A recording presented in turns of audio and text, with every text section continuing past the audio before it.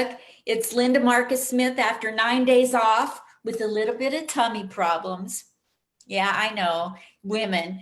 Yeah, so today we have an amazing personal friend of mine, a fantastic New York comic.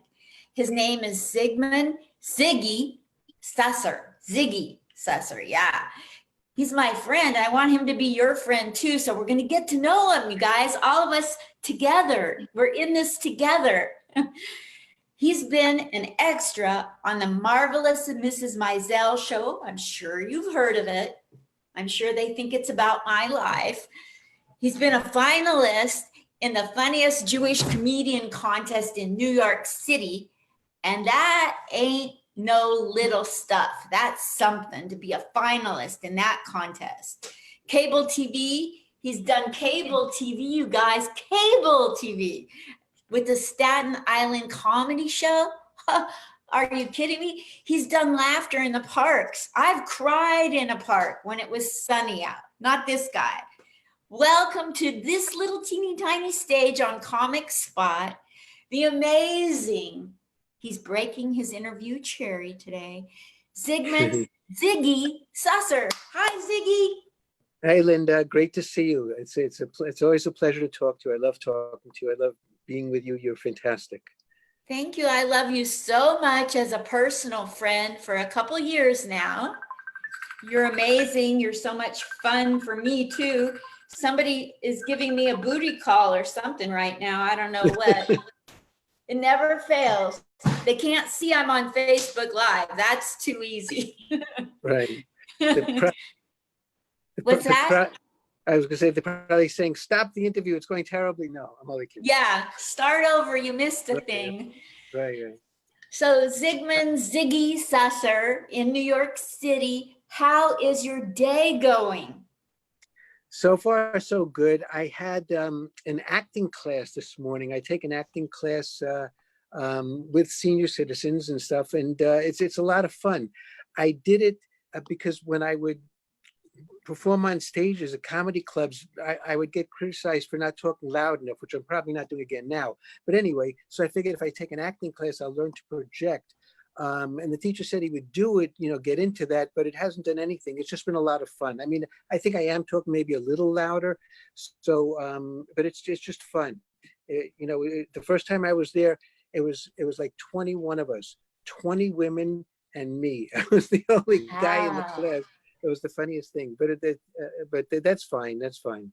But if I wouldn't be married, I could have really scored. But anyway, it's okay.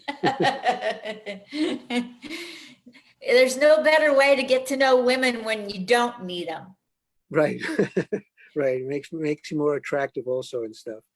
But anyway, yes. But it's fun. It's fun. But I love comedy, and luckily I can do some comedic parts there, and it's all good. It's all good. It's wonderful that you're stretching out your wings in that way and developing more of a voice. That's only going to, help what already you do so well on stage. Thanks. I mean, I never thought I'd be doing anything like this. I mean, I worked like 35 years at Social Security before doing this.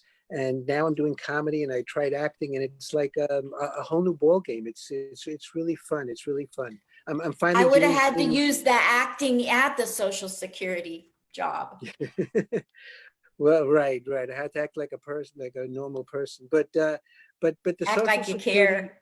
Right. The Social Security really kind of helped the comedy, because we would have like an end of the year or like Christmas party every year. And I don't know how it happened, but like 20 years ago, I just started telling jokes at these parties. And like during the year, I would write down things that struck me as being funny, and I would tell them at the party, and people laughed. And I never looked up. I just looked down at my yellow legal pad, and don't look at me. I can't look at my wife. She's getting her clothes. Hi, anyway. Wife. She just left. Anyway, but people laughed, and I would just read and never looked up, and people laughed, and they would say, "Why didn't you make a joke about me?" And it was really good. And then when people retired, they would ask me to do jokes about them at their retirement parties. And when I finally retired, I retired, not allowed to say that. I was wondering, will regular people laugh at me? I mean, people who knew me at work, they laughed at me, but maybe they were being kind and it was easy. I was telling them jokes about themselves. Will regular people laugh at me? And I found that they do. So I'm very happy with that. Yes, people love your comedy. You guys, I met Thanks. him. We're both regulars at the Gladys Simon Room at Comic Strip Live. And Right. after we go there and do our developmental comedy where we get feedback from Gladys Simon and each other, we bond like nobody else.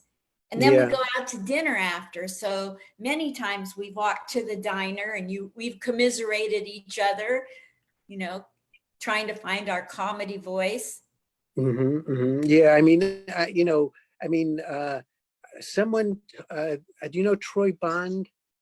I love Troy Bond. He's great. He introduced, he once saw me at a show and he said I should hook up with Gladys, and I hooked up with Gladys. And then I met so many great people. Of course, Gladys is great, but you, Helene, and so many great people. It's been a great thing. And her feedback is always good. It can be rough, but that's exactly what you want. You want someone to tell you the truth. Whatever. So I stopped acting like a robot, and now I'm more organic. I'm like a plant. Anyway, but so A it's lot it's of good. people don't even know what we're talking about, but when you go to the Comic Strip Live to the Gladys Simon Room and you're coached by Gladys and she makes everybody in the room help coach each other, it's a bond that, I mean, here I am in Vegas talking to Ziggy because we have a bond because of Gladys. And even though we can't go to clubs anymore, she's still running her show on Zoom on Wednesday nights instead of at 5:30. Now it's 8 o'clock, and anybody watching this, is welcome to watch the show. They're great shows about 20 comics, a host and Gladys, and it's fun. So you could look for Gladys Simon and tune in on a Wednesday at about 8 o'clock, and you'll have a good time. Every Wednesday, I'll repost it so you guys out there in Facebook land can come to the Gladys Simon Room and get to hear Gladys and hear all of people in New York really take their comedy writing craft seriously, their stage presence, their persona, their voice. So you're going to see some really great comedy at a mic in New York. You talk about comedy writing. Like I found Helene introduced me to this guy, Rob Chiaffi, who's doing a free comedy writing class on Zoom, comedy writing, for comics at home. And it's great. It's great. I mean, so many people are being helpful to each other and trying to help them get better at their craft and everything. And it's really nice. And then we have performances, we have class, we have performances, and it's good. The funny thing is, I'm doing more during this pandemic than I did before it happened. Like, I'm a very lazy guy. I don't like leaving the house. I don't like getting off the couch. And with all these Zoom things, it's like it forces me to do stuff, which I'm grateful for. It's great because for me to go to an open mic and schlep and travel, this is so good. I can do an open mic anywhere in the world almost, on Zoom. So it's added. It's terrible, of course, in some ways, obviously, but it's added a dimension that I never had, It's so true that there's so much good, you guys, coming out of not the pandemic, but there's so much good coming out of the technology we would have never gotten into without the pandemic. Yeah. So I want to dip a little bit into Ziggy Susser off stage, and then I want to dig into Ziggy on stage. So off stage, who is Ziggy Susser? Who are you when you're not trying to be funny and you're just at the grocery store, not when you're in a class, but when you're out talking to your neighbors?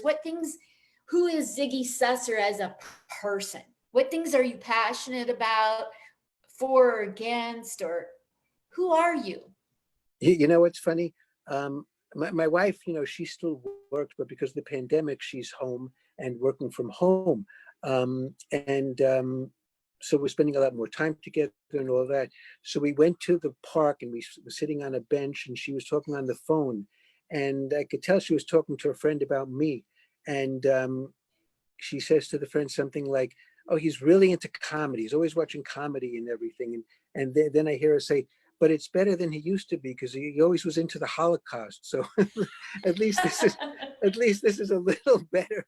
So it's almost like instead of making her watch Schindler's List, I'm making her watch The Producer. So I think that's a little a little more fun. But anyway, I guess I was a little obsessed Ziggy, with excuse me, can you talk a little bit louder? sure. Use your I use your bird voice. because my parents were Holocaust survivors. I guess I've been, fascinated, whatever, by the Holocaust, and I would watch movies, TV, whatever they would put on about it and stuff, because unfortunately they died, many years ago, and I never knew enough to ask them questions. Like they didn't want to talk about it, so it was private to them, and I didn't know to ask. And now that they're not here, there's so much that I want to know, and they're not around to ask. So I would talk to relatives and other people, and when there's a movie on TV or in the movies, I play whatever, I always go and watch it and drag my wife, who isn't into it, to see these things. But anyway, so that's been, I don't know if you'd say a passion of mine, but it's something that's been always on my mind. And My and parents went through the Holocaust too, and I'm enamored by anything Holocaust. So I yeah, get yeah. it. It definitely leaves its mark on every generation. The generation that went through it, the second generation, the third generation. It's like, it's unbelievable. It's unbelievable. I'm sure, that. I mean, one story, that comes to mind is like my father in, my parents came from Poland, and my father during the war, before the war, was like he took care of like a nobleman's lands. Like he would go on a horse and ride around and take care of people, make sure they were working, and whatever. He was an overseer somewhat, for a nobleman. And when he came to the United States, he didn't speak English. He couldn't do anything. And we once talked. He didn't talk much, but we once talked. And he told me that he was so disappointed in his life that he didn't accomplish anything. In hindsight, I mean, he was a hero. The fact that he survived the war and came out okay, and got married, raised a family, but he felt like he was a failure, and I felt so bad for him.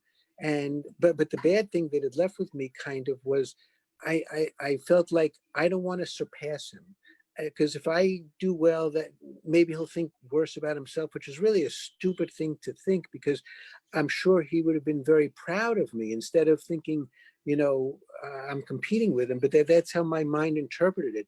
So I think to an extent I held myself, I've always held myself back a bit, because I don't want to surpass him. I don't want to make him feel worse. So I got to do more therapy to work that out. That's an But interesting, that's super interesting to me, because I struggle with that too. And I'm gonna sort out whether or not that's the source of it.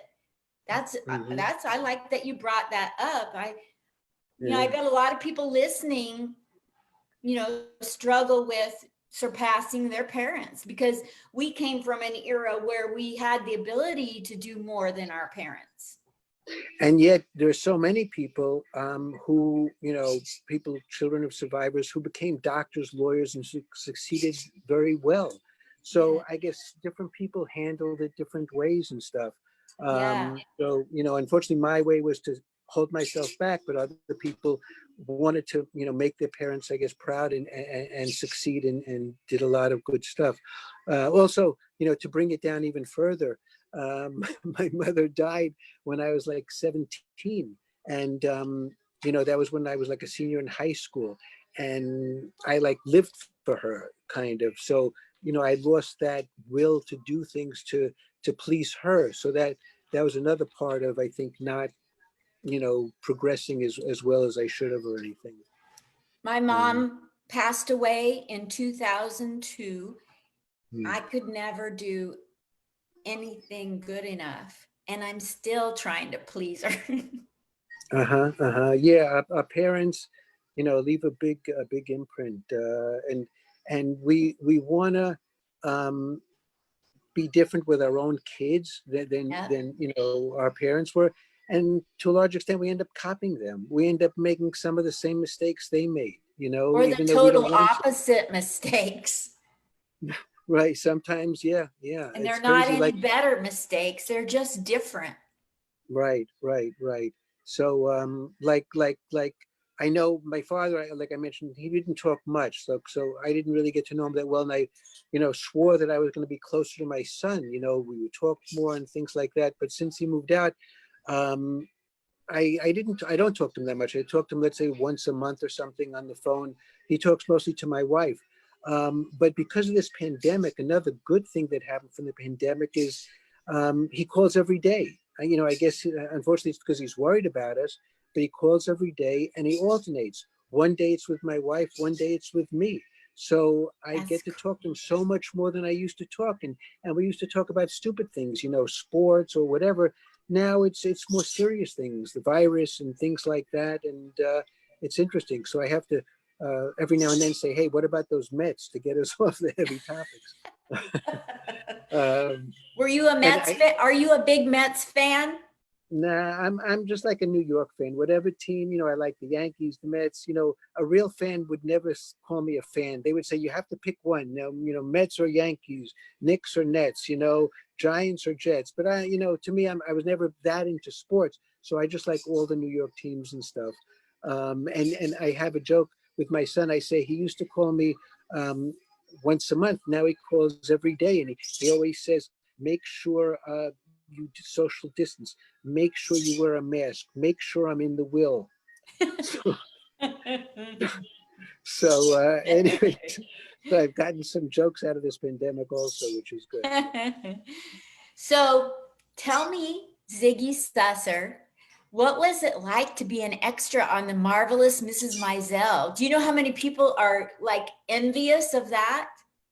Well, I was in the, I didn't do much. I was in the background, and you see me like in one scene, but it was the first time ever that I was in anything like that, and it was a fluke that I got on. Like, my cousin got something. They were looking for Jewish-looking people. I guess I look very Jewish to be in a synagogue scene. So luckily, I got picked. I was on the set for 2 days, like, and the first day we were there like 18 hours. The second day for like 6 hours, whatever, 18 hours. And you see me for like 1 second, 2 whole days, and you see me for 1 second on the side and stuff like that. I like to say, I was, I pop up for 1 second. Even that's better than my sex life. But anyway, but one of the great things is uh, uh, no, well, what's the name of the guy? I can't even think of the guy who was in Wings and no, and Monk, the star of Monk. Yeah, Why can't it? Shaloub. It was Tony Shalhoub. Thank you. I was blocking out. So he's obviously one of the stars of Mrs. Maisel. So he's on the cast, and the cast had nothing. The main cast had nothing to do with us extras. But we all ate together one day, and at a buffet, and he comes behind me, and I didn't know, and all of a sudden he says, "What do you recommend?" I couldn't believe it. He spoke to me. I was so excited. So, but I didn't know what to say. I was flustered. So I just said, like, everything here is good. And that was the end of it. He smiled and took food and walked away. A week later, I thought of what I should have said to him. A week later, it occurred to me that I should have said, "I recommend the monkfish." That would have been so perfect. That would have been so perfect. But you don't think of things right away when you need them and everything. But and No. then I fantasized that we would have become best friends, whatever. But Yes. anyway, whatever. But it was a great experience. It was a Did great you get experience. close to Mrs. Maisel? Um, uh, uh, well, they did I get close Like, to her or did she close? stand near you at any Oh, point in 2 days? Well, I was in the synagogue scene. I was in the row behind them, a little to the side, but I could see them. And I had never seen them filming a movie, a TV show, anything. And it was just fascinating how many times they had to go over scenes, and how in the beginning people stood in the places where they were going to be, so the camera people can get the angles right, and the lighting and all that. And then they come out, and it was really fascinating. I'd never seen anything like that. I thought you said clothes, and and I was going to say they dressed us in like 1950s clothing, and my mustache, they made it to be pencil thin, like the style in 1950s, and I look just like my Aunt Rachel. Um, Tell me, Ziggy Susser, what was it like to be in and become a finalist in the funniest Jewish contest in New York City? You must have been so proud and so happy. It was good. It was good. I got a lot of laughs, and it was nice. It was nice. The audience was all Jewish, so I could make Jewish references and jokes that I can't normally make in a regular club and everything. And it was just a nice group of people, and I made some friends from there. Like, if you know Ellen Orchid, I don't know if you know her. I met her there, and just a lot of good, funny comics are there. It's run by a guy named Jeff Cole, and I don't know if they'll have it anymore. It's run by the Jewish Week, and it was fun. It was fun, you know. I try not to. I didn't curse. That thing. You had some rabbis there in the audience, among other people. So, but it was cool. It was cool. That's so cool. So tell me about this cable TV thing you were on for Staten Island, the Staten Island comedy show. So Well, that must be really cool to be on TV. yeah. I mean, when people would ask me, what's your goal in comedy? What do you want to do? You know, maybe a lot of people say this. I would always say I want to be on TV. I mean, I didn't think of the Staten Island Comedy Club. I normally thought of the Tonight Show with Johnny Carson. But look, I'll take what I can get. So, do you know Jody Oliver, who's another Gladys person? So she, and Helene, whatever, they were telling me about the Staten Island Comedy Club, and they knew the guy running it, and of course I'm blanking and can't think of his name, but whatever. But I got on the show, and it was all the way out in Staten Island. I live in Manhattan, and my wife didn't trust me to go alone. She thought I would get lost, so she had to, go with me on the bus, make sure I got off the right stop, all this stuff, and well, make sure I got home okay. But what's bad is that, like, she's not crazy about my humor, and also not crazy about anything, sexual in my humor and stuff like that. So she was there at the taping. So again, besides the Jewish comedian thing, I had to like censor myself a little at the Staten Island thing, but it was good. I could change words around and stuff like that. But she made sure that I got there safely and got home safely. I feel like a little kid sometimes, but whatever. We all But it have was to censor a little bit for every different audience that comes out to support us. Yeah. It's funny, like I once did a show at Dangerfields, and I saw people walking in, and I had a Trump joke, and I was thinking, and the guy had like a crew cut and everything, and I was thinking, I'm not going to do this Trump joke because I don't need anybody to, be mad or heckle, or people come out to enjoy themselves, but sometimes they don't want to hear politics.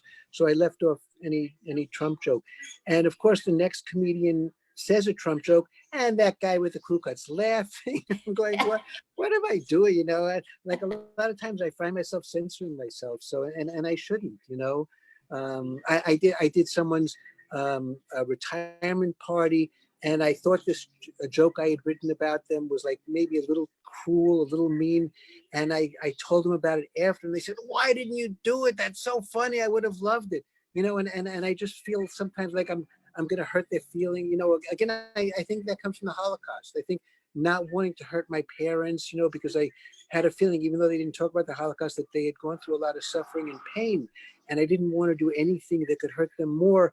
And I think that's part of my DNA. And so I don't like, hurting people. So in my humor, I don't want to hurt people either. So I would censor myself, and people would say, no, that was just funny, whatever. So it's another Yes. one of my problems.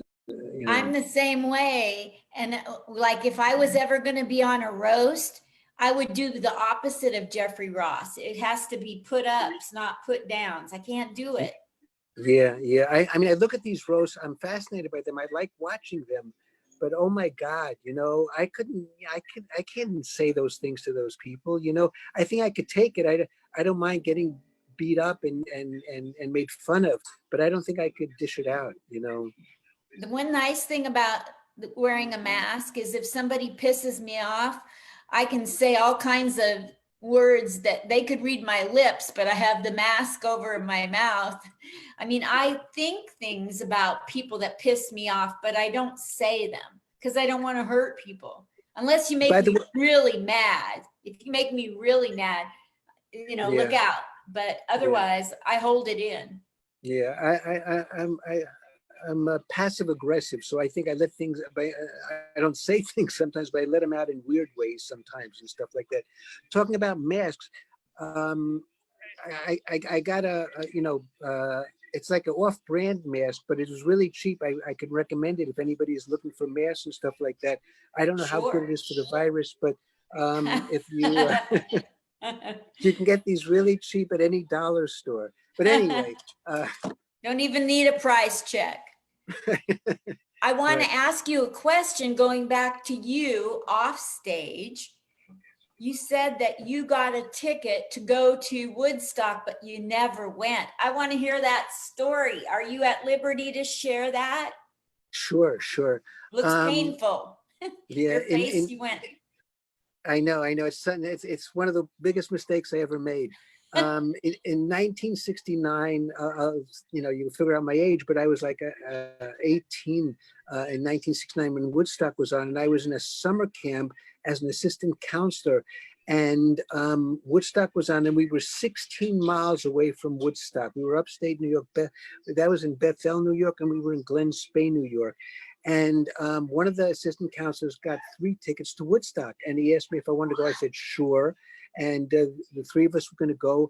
And that day, listened to the radio that morning, and they were saying how the traffic's backed up on the highway and people have to leave their cars and walk, and it's rainy and muddy and it's a mess. And I'm going, this is crazy. I'm not going to go. Who wants to, be stuck in traffic? Who wants to be in mud? It's my day off. It's our day off. But I'm going to go back into the city. And I go all the way back into the city. I went to Rockaway Beach, hung out with friends, got a phone number of a girl. So I thought I made out really well. And then my friends come back from Woodstock, and we talked a little, and they didn't say it was the greatest thing in the world. It was hard to be in the mud. They were so far back they could hardly see anything. They could hear some stuff, but it turned into like the biggest thing of the century. So to be able to say that you were there was great. So some people lie and make believe they were there, and me, I tell the truth and say I wasn't there. So that's one of my biggest regrets, that because of a traffic jam, I didn't go to Woodstock. Tell me So about when you were in kindergarten and you realized your full name. What was that about? I've always been Ziggy. Everybody called me Ziggy. I mean, my full name is Sigmund, but who calls a little kid Sigmund? I mean, you're raising a psychologist at birth or whatever, Sigmund Freud. But so I was always Ziggy. So my first day of kindergarten, the teacher takes attendance, and she never called my name, so I never raised my hand. And then she says, what's your name, little boy? And I said, Ziggy. And she said, I don't have a Ziggy. What's your second name? And I said, Susser. And she said, okay, your name is Sigmund Susser. And I said, no, it's Ziggy Susser. She said, no, your name is Sigmund Susser. But well, what am I going to argue with the teacher? I want to get an A, so I'm not going to, whatever. So anyway, I get home and I tell my mother, the teacher, called me Sigmund. Why is she saying that? And my mother said, that's your real name. That's your full name. Imagine being 5 years old and realizing your whole life was a lie. That sets you off on the wrong path. But it's like, I never knew that. I never knew that. The only good thing to come out of it is that, kids are mean. And when I was Ziggy, mean kids would call me Ziggy Piggy. And nothing rhymes with Sigmund. So, so that's the only good thing about being Sigmund instead of Ziggy. But anyway, but I didn't know till I was 5 years old, what that was my real name. It was so weird, so weird. Did that change your whole life, your whole outlook on authority or people or having close relationships, or it just was weird? Yeah, I guess it just made me have a split personality, I guess. It's hard to know how it affected me, but it's almost like there were two of me. One was this like official Sigmund, in school, at work, and one was this playful Ziggy. And I guess that's why on my Facebook page I have Sigmund Ziggy Susser, because half my world is work, and people know me as Sigmund, and friends know me as Ziggy. So I want people to be able to find me, so I have both names there, even though it probably looks a little weird and stuff. That's Everybody smart. calls me I Ziggy. have a question for you, Ziggy. Lately, people have been telling me, and I think for good reason, that your comedy is for the birds. Did you want to talk about that? Well, I have a bird. I've had birds, different birds. This bird is Charlie. Usually he's with me, but when I take a shower or my wife takes a shower, he's always in there with us. So my wife took a shower, so he's with her. But He's probably writing a novel. Right.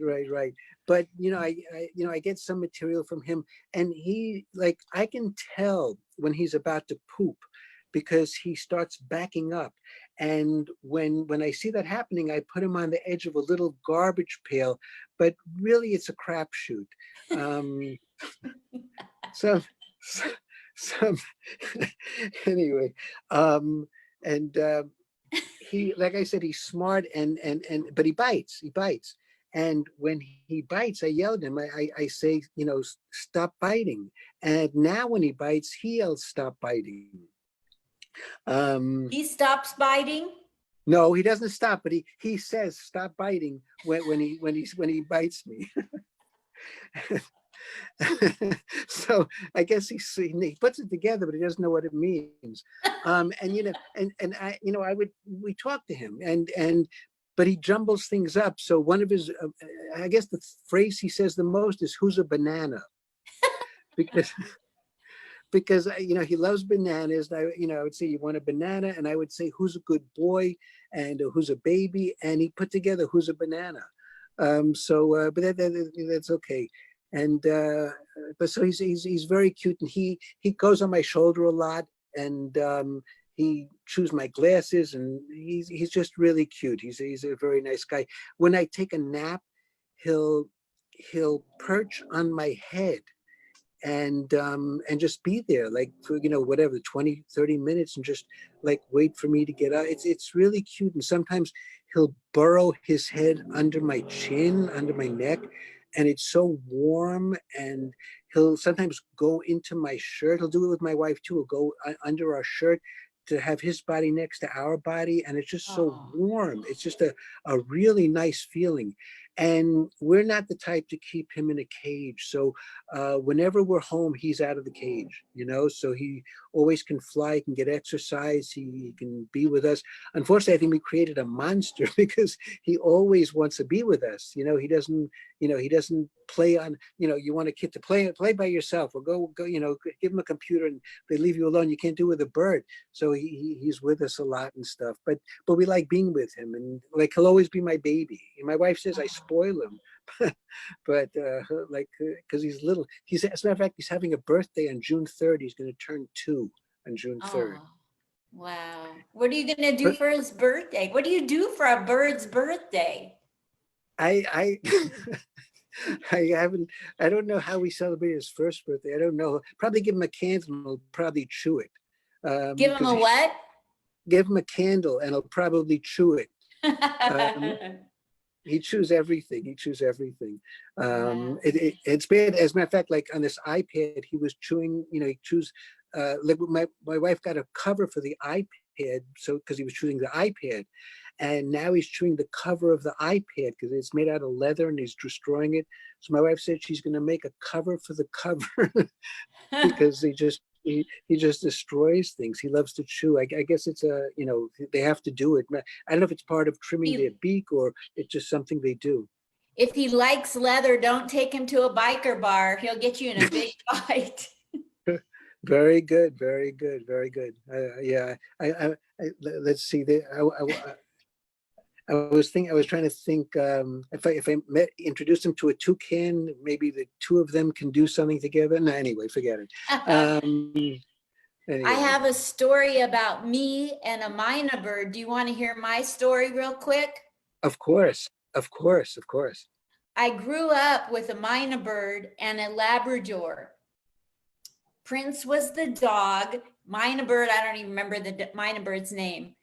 But the myna bird would say cuss words when I was like 7, 8 years old. And I thought that was so funny. But one day the myna bird wasn't going to cuss. And I was like, come on, I need you to cuss. So I stomped my leg on the ground really hard. And I said, oh, his name was Flapjack. I said, Flapjack, and I tried to make him cuss. And you couldn't say a cuss word, but the bird could. So, like it was almost like ventriloquism, in a way. And so I stomped my leg and something snapped inside of my leg and I couldn't straighten my leg out. Wow. And so I hobbled across the street because my parents weren't home and the firemen straightened out my leg. Wow. And then my leg went right back to crooked. And I had an extra tibia. And when I stomped my leg, my extra tibia broke. And so they said at the hospital, that was a good thing. Cause like if I'd have crossed the street in front of a car and it snapped, I could have been hit. But it happened at home when I was trying to make the myna bird cuss. Wow. Wow. That's interesting. That's amazing. I never heard of having an extra tibia. That's interesting. Yeah, I had an extra bone. You talk about, that he cursed. Do you remember the TV show Car 54, Where Are You? Yes. I love that TV show. It's one of my all-time favorites. I don't know if you remember this episode, but there was like a captain of the police station was Captain Muldoon, and he had a parrot. And he went on vacation with his wife, and he gave the parrot to, there was Tootie and Muldoon with the 2 stars, and he gave it to Tootie. And Tootie is he's playing with the other cops, a card game or whatever, and they're talking about the captain. They don't like the captain. And they say, one of them says, I hate Captain Block. And after that, the parrot picked up, I hate Captain Block, and wouldn't stop saying, I hate Captain Block. He kept saying it over. And meanwhile, Captain Block is going to come back from vacation and everything. And they couldn't have him, get the bird, his own bird saying, I hate Captain Block. And they go to the pet shop and they try to switch him for another parrot that won't say that. But when they bring the Captain Block's parrot to the pet shop, he teaches all the birds to say, I hate Captain Block and whatever. So, whatever, Captain Block comes back and then all the birds are saying, he goes into the pet shop to whatever, and they're all yelling, I hate Captain Block. Anyway, it's one of the best episodes. I love that show. It's one of the greatest shows. I love that show too. I think about that show every once in a while. I think about it. So it was fantastic. You mentioned that because of the pandemic, we've picked up on some things that we can do better, like your Seder was better because you could be with your family without them having to come, and that was special. And some of the training, the acting class, the comedy class, you don't have to get up, get ready, and go somewhere. You can do it from home. You can be on shows around the world. So Ziggy, now that we're getting through this horrible pandemic, and now we have rioting in the streets of America, what is it when things settle down and it's safe to be outside? What do you think is going to be a positive outcome in your life as a husband, a father, a comedian? What things do you think are going to be better in your life because of this? Well, kind of like I mentioned before, I think I'm going to be closer to my kids, to my family, to my wife, hopefully, like just yesterday, for the first time, my family had a Zoom meeting, and there was like 12 of us on Zoom. And although, family, you feel you're automatically close to, but in reality, you hardly ever see them. You see them at a wedding, a funeral, a bar mitzvah, whatever, but you rarely see them. And with Zoom, we were all laughing, joking. I'm sure you could talk to them on the phone and one-on-one, but we saw 12 of us together, and it was just so nice. So I think it could end up strengthening relationships. I think, people, we're always texting other people, and now they're seeing them. They're talking on the phone with them instead of texting. We I've realize noticed the human one of the things I noticed about you, Ziggy, is that during this pandemic, I think your comedy has taken off. Thank you. Thank you. I've noticed that your comedy has gotten so strong during, like it was getting strong at the end, like before the pandemic, but it seems to have like, now you have a bird and that's going to be a whole persona kind of thing. That's hilarious. It just fits you so well. And I know that these classes have got to have made you stronger in your comedy. What do you think about that? I think you're right. And unfortunately, a part of it is because I'm a lazy person, and I wasn't getting out of the house. I wasn't going to open mics much. I wasn't, taking classes, writing much. And now with Zoom, it's made it easy. I could just sit home, although I'm standing, and do these things. So I have no excuse. So it's forcing me. It's giving me the kick in the butt to go ahead and write and perform, because I don't have to leave home, so there's no excuse anymore. So from that point of view, I think hopefully my comedy will get stronger, writing, maybe performing, everything. So I need that kick in the butt. And when this is over and when things are safe, I hope it leads to me being a better comic, a funnier comic, and being able to perform everywhere. Although, I think this is going to take a long time, before I feel safe, people feel safe to, Me too. get out and mingle and be in clubs and stuff like that. Until We've there's a gone, vaccine, I think I'm going to be scared until there's a vaccine. me too. We've gone well over an hour, and there's a couple of things I want to end on. Are you serious? Yes, it Are was you going to be like serious? 15 or 20, and look at us. So You this told has me been a lot of fun. But what before I we started. want to end on is I want to know what is going to be a new focus of your comedy that wouldn't have been a focus before the pandemic? And do you want to tell any comedy, some different jokes, a bit or some jokes? I don't want to cut you short. You've thrown in some funny stuff, but if you want to end on your humor, I'm more than willing. So don't worry Okay, about the time. okay, yeah. All I wanted to say is, like, when we discussed this, you said it would be 15, 20 minutes. And, so in the back of my mind, I'm thinking, this is only 50 minutes. And when you're saying it's like an hour, I'm shocked, because it's flown by, and It's an it hour feels. and 13 minutes. No, to me, that's impossible, because it feels like, it's just so natural, so normal talking to you. I love it.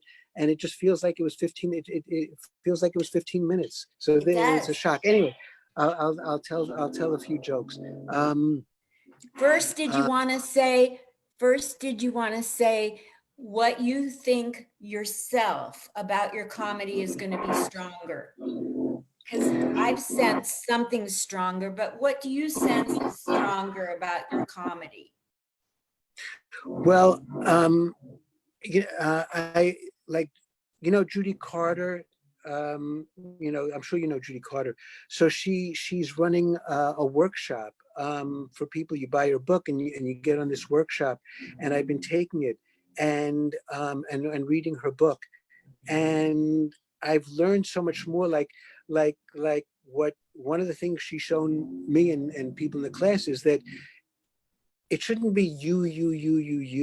It should be how you make it universal, how what you want to say can apply to other people. So don't start things with I this, my, you know, see where the connection is with other people, then go into your own personal thing, but bring the audience in, you know, let them relate to what you're saying. So I think my comedy, you know, hopefully will get stronger, and I'll be able to do more of that. Gladys always would tell me to be more organic, be more myself, be yourself. And I think I'm getting better in that respect. I think I was too much in my head and too much trying to think of what the next joke was. And I'm having a little more fun and, you know, feeling more natural and knowing the jokes a little better so I don't have to think about it, and being able to embellish and trusting myself a little more. It's not just the material, but, you know, maybe I'm funny naturally, you know, so I don't have to rely only on the material and freeze if I should forget something. The other day I saw you on Nancy Levine's Apocalypse comedy show. The other day no, you were on, I it saw wasn't you me. on, I saw You you saw on me a on show. Gladys's.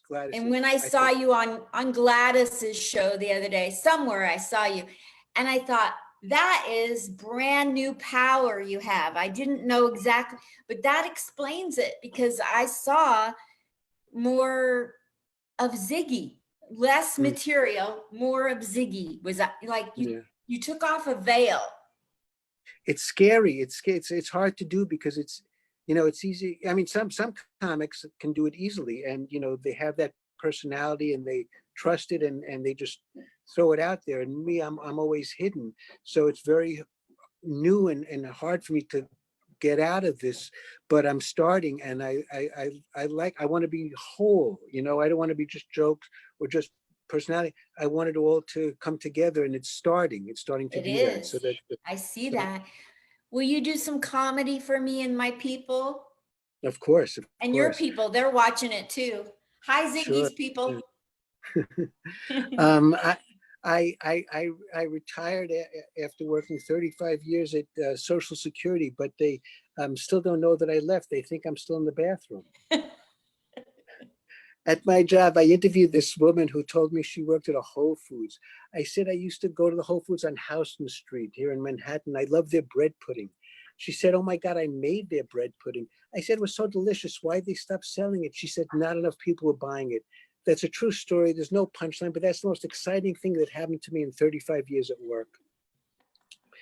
When I handed in my retirement papers, I cried.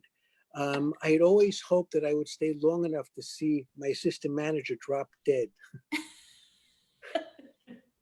The the only thing I miss, one of the only things I miss from my job is the hands-free, energy efficient. One of the things I don't miss about my job is the hands-free, energy efficient bathroom. I would stand in front of the urinal, and when I was finished, it wouldn't flush. It's like it was asking me, "Is that all you've got?" Is that all And you then got? then then the lights would go out. And the same thing would happen to me in the ladies' room. Um, my, my wife, she's home now, but I said to her, "Look, things are opening up all over the country, and people are starting to go back to work. When they call you back to work, if there's no vaccine, are you going to go? Are you going to ride on the subway? Are you going to talk to clients, be with your, co-workers and take a chance of getting the virus? Or would you rather, retire, be safe, and be home with me?" She said, "I have to think about it." I, I said, "Look, if you're home, we can spend all day watching TV, being on Facebook, looking up what diseases we might have on WebMD." She said she's doing that at work. I said to her, "Look, you know, we don't know what the future holds. And one of us could be left alone. So we should tell each other what each of us does around the house. She said, I don't want to think about it. I said, look, you know, we have to, you know, face reality, and we have to do this. She said, I don't want to think about it. I said, we have to face facts. She said, I don't want to face the fact that you don't do anything around the house. Um, a friend asked me if what my plans were for the weekend, and with everything that's going on, I had to think what days are the weekend nowadays, you know, and and who makes plans? What are plans? And to be honest, what's a friend? You know? And then I realized I was talking to my bird. And you know, some animals have gotten the virus. Like they said, a dog has gotten it, a cat's gotten it, a tiger's gotten it. So I got my bird a mask, but I can't find his ears to put it on. You know, with this whole pandemic, telemedicine's become very big, and I go to teletherapy, but I don't think it's doing much for me. I feel the therapist is just phoning it in. Uh, and my kids are worried that I'm going to get out of shape. And they said, for both of us, they said we have to walk at least 10,000 steps a day. But how many times can you go from the couch to the kitchen? 241. Uh, and our anyway, that's, you know, I can keep going. Our daughter doesn't live with us now, but she did live with us for a while. When she, you know, after she graduated college, and she said she was doing it to save money on rent. I said, now it's going to cost you more in therapy. she you know, when she's home, my wife worries a lot about her, you know, and when she went out and stayed out late, you know, we texted her, and when she didn't text us back in an hour, we got mad. And when she didn't text us back in 2 hours, we got nervous. And when she didn't text us back in 3 hours, I said, let's put her room up on Airbnb. Anyway, so I could go on forever, but anyway, so anyway, That was awesome. I have to get back to the couch because I haven't made 10,000 steps yet today. Thank you, Ziggy Susser, for a wonderful talk and interview. Do you Thank feel you, like you had a Linda. chance to talk about your entire life? It was great. I mean, this is what I wanted. I mean, it's exactly what I wanted, to be able to talk and to do comedy. I mean, I didn't want to just do one or the other, and it was perfect. You're a perfect interviewer, perfect person, and it met everything I wanted. So thank you, Fabulous. thank you. Anytime you have anything that you're going to be doing and you want to announce it, holler and I'll put you on here for 5 minutes to announce something special. The writing group I'm in, they have a show. They do a show every Friday. They just started doing it last Friday, and I'm going to be on some of them. It's called Almost Comedy. So if you go on this site called Almost Comedy, even if I'm not on, the other comics are all great. Is that a Helene's on it. Facebook group? What? Is that a Facebook group? Yeah. So it's Almost Comedy on Facebook? Almost Comedy. I think almostcomedy.com, whatever, you know, but it's, you know, whatever. And they're going to have shows every Friday at 8 o'clock. So I'll be on some of those shows. Other comics who are writing with me are going to be on the shows. They're all good. And people should tune in. They'll see me, they'll see other good comics. As I said, Gladys's show, Wednesdays at 8 is a good place. You can see me. I'm on, you know, if not every Wednesday, you know, sometimes every other Wednesday, whatever. But again, a lot of good comics on the show. So at 8 o'clock, and all these things are free and fun. And, you know, people need distractions. They need to laugh. And I love to make people laugh. I love when I hear laughter, you know, so it's great. Even though you hear it very little, but Your comedy is so real, and you only say things that are based in truth. You embellish a little, but we know that when you're talking, you're not just making up jokes about nothing. It's really from your life. Most of the most of the comedy comes from real stuff. Sure. And Sure. I love that. So people out there, follow Ziggy Susser on Facebook. You can catch him weekly on Fridays at 8 p.m. on Facebook Live under almostcomedy.com, that group. Join that group and do comedy or watch comedy. We need it. And then Wednesdays, him and I both go and watch or participate in Gladys Simon's comic strip live show, the Gladys Show. And I'll post if you send me, next time you have a flyer for the Friday event, let me know and I'll post it. Great, thank you. If I don't find it, I'll go look, but I might not find it. And I'm on Twitter and Instagram, but don't put anything, but I don't post anything, so it doesn't matter.